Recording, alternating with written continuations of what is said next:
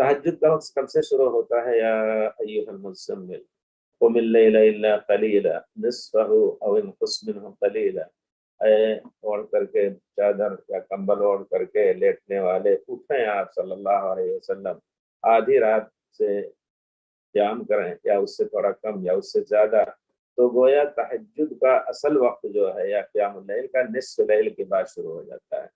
और ख़ास वक्त जो प्यारे रसूल सल्लल्लाहु अलैहि वसल्लम ने जिक्र फरमाया है, इन्ना रब्बना यंज़िलु हीना यब्क़ा सुलुसुल लैलिल आख़िर, रात के 3 हिस्से कर लें आप। अगर इस वक्त तो 6 बजे डूबता है, 6 बजे सूरज निकलता है, तो या 6 बज के कुछ मिनट पर, तो गोया 12 घंटे का दिन, 12 घंटे की रात होती है। उसको 3 घंटे कर, 6 घंटे छोड़ करके जो 3 घंटे, 4 तियां 12, 4 घंटे जो बाकी रह जाते हैं, वो असल तहज्जुद का वक्त है आम। लेकिन अगर कोई तहज्जुद के नाम से, क़यामुल लैल के नाम से आधी रात से शुरू कर दे तो जायज़ है इंशाअल्लाह।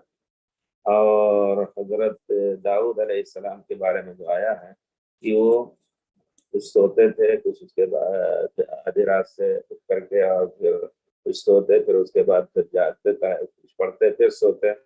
तो इस तरह भी आदमी कर सकता है इंशाअल्लाह, अगर उसकी नींद ऐसे काबू में है। वरना आदमी कभी सो जाता है तो गायब हो जाता है, ताजुद वगैरह भी सलात नहीं पढ़ पाता है।